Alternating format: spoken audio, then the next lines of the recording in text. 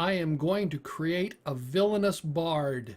Welcome to my channel. I focus on tabletop role-playing games, video games, and science fiction.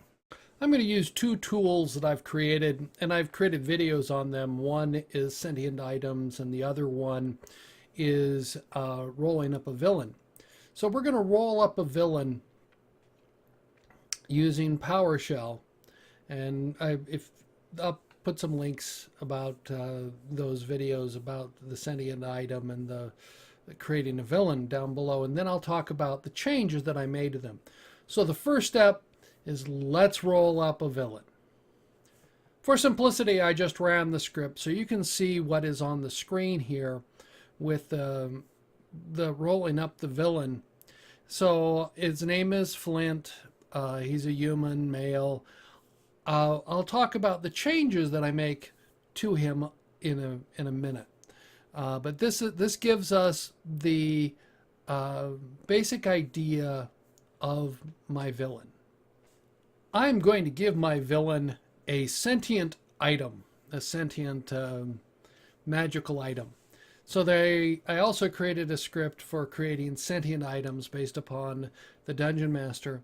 So here on the screen we see what happens when I roll the sentient item. So this gives us a little bit. I'm going to modify both the character and the sentient item. So let's talk about that. So I'm going to talk about the inspiration for this particular villain.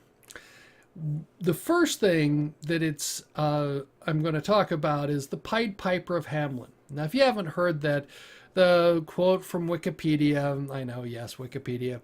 The town was facing a rat infestation. A piper dressed in a coat of many-colored bright cloth appeared. The piper promised to get rid of the rats in turn for a payment, to which the town people agreed. Although the piper got rid of the rats by leading them away with his music, the town of Hamelin reneged on their promise to pay him. The furious piper left, vowing revenge.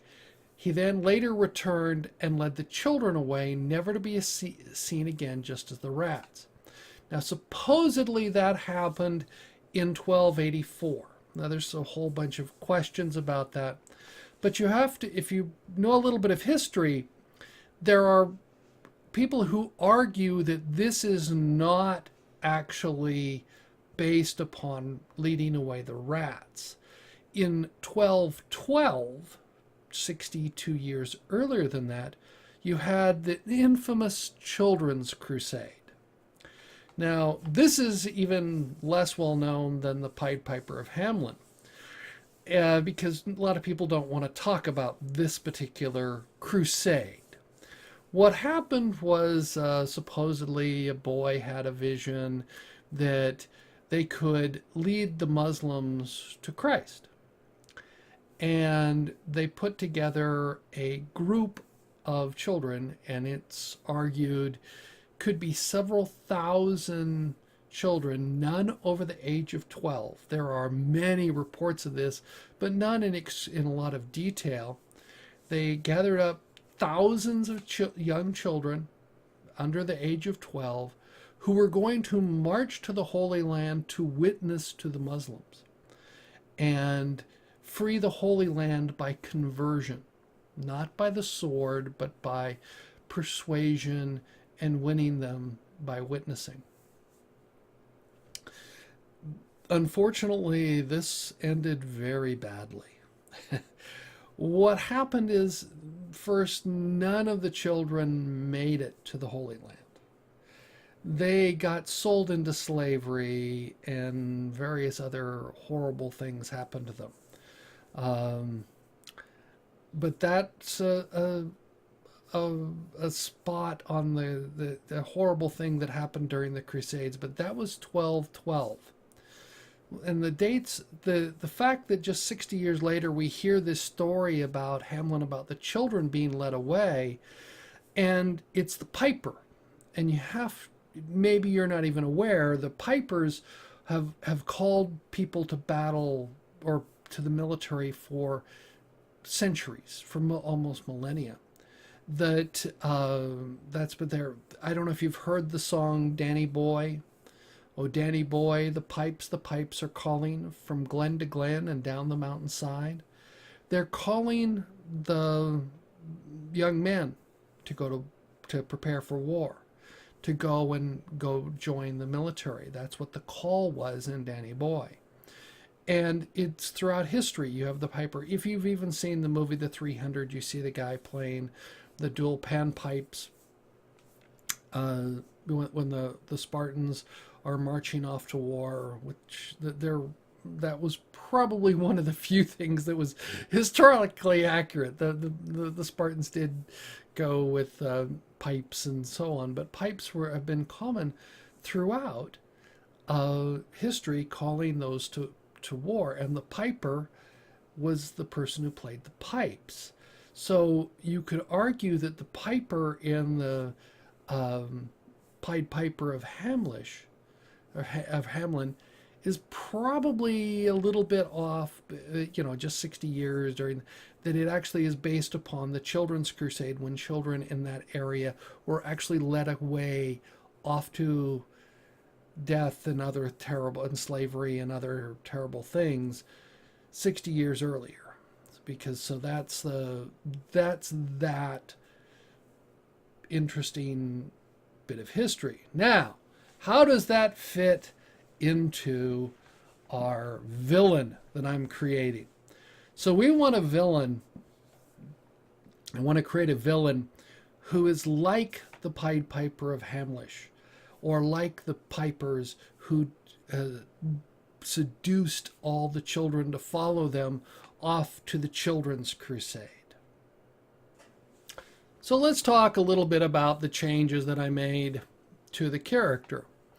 I added the class that he's a bard. I need to add the level, but we can adjust the level to the difficulty of your party, because it really doesn't require that much for this character. He could actually be fairly low level, but he's got because of the magical flute that we'll talk about in a minute.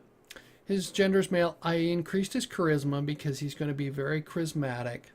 He's unbelievably lucky. He bites his fingernails. He's curious. I changed his alignment. He's neutral evil, and he likes to do discovery, and he's dedicated to fulfilling a personal life goal, and that is that he envies other creatures' children. And I'll talk about that in a minute. And his passion is to prolong his life and to resurrect his long dead wife. And his vice is seduction, and he's going to lose his power if a mystic bargain is struck long ago is completed. That's resurrecting his dead wife. So now let's talk about the flute. Now I found this just searching around. This is a picture of what's called a Neolithic flute. It's made from a bone. May or may not be human, but what happens is the bone what I'm doing is I'm going to make it human. It's a human tibia.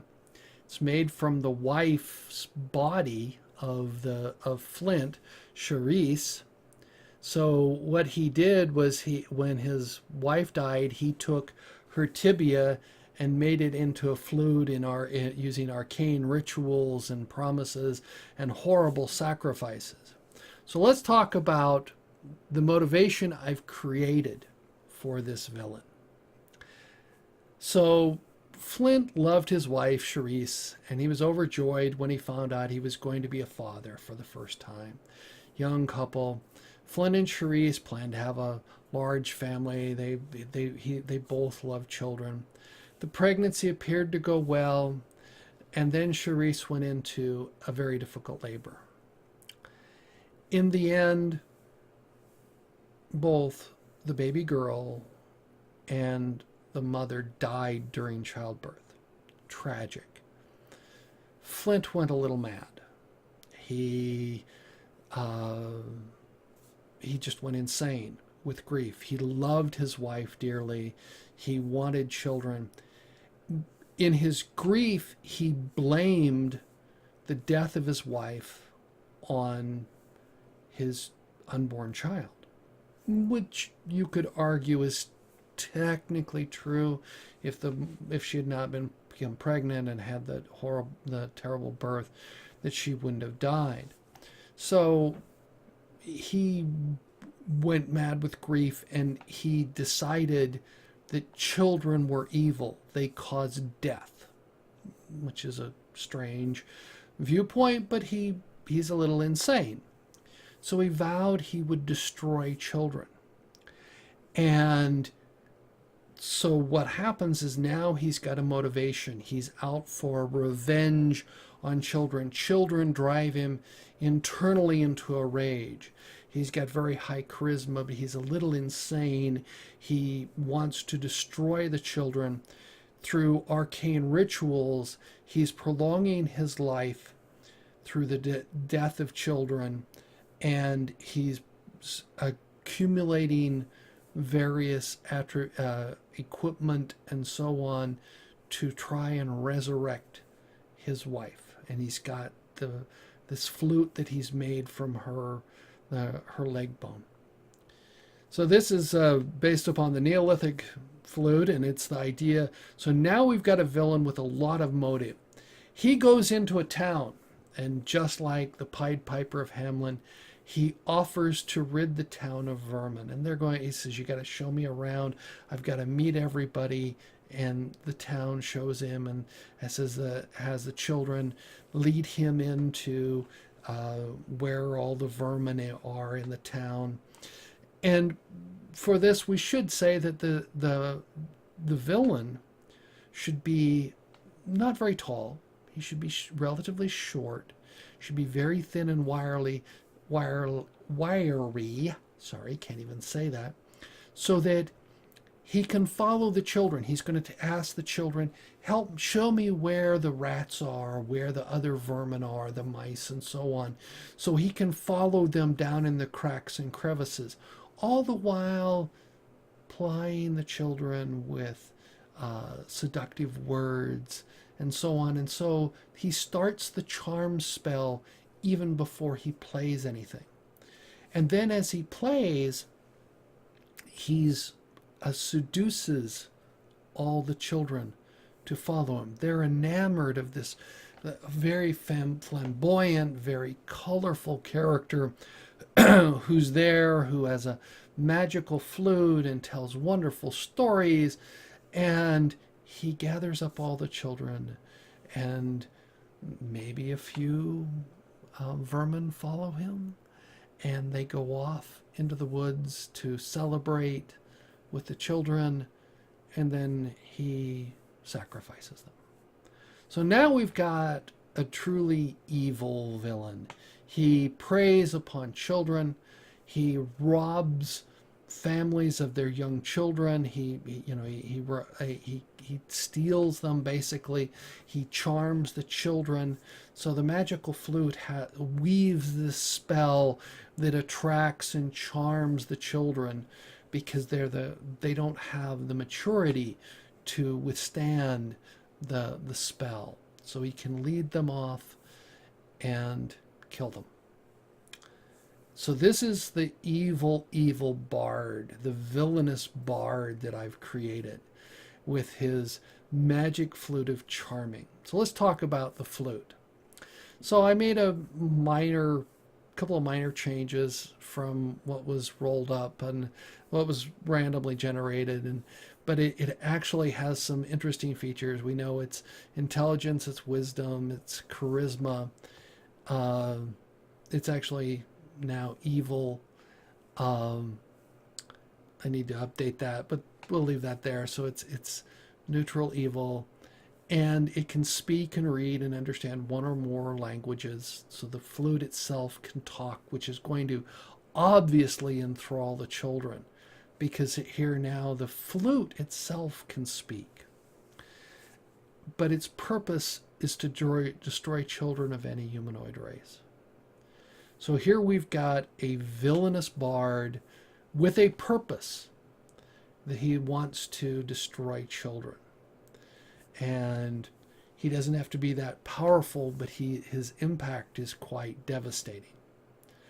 So I'd like to hear your comments on this. What do you think about this villain? Would you put this villain in your world? I mean, you can see where they would want to, some towns would want to hire you to go down and track down this evil being and kill him. I'm sure they would say they would want to get their children back. They may not even realize that they're all dead. But this is a villain that they would want to have hunt down and killed. And uh, would you like this villain in your world? Would you like to put him in there? Have you put anything like this in your world? I'd love to hear your comments. Thank you for watching my video. I look forward to learning what you think about this video. Let me know in the comments below. If you like the video, press the thumbs up button. You can subscribe by clicking the link in the lower left. If you are interested, there are links to more content.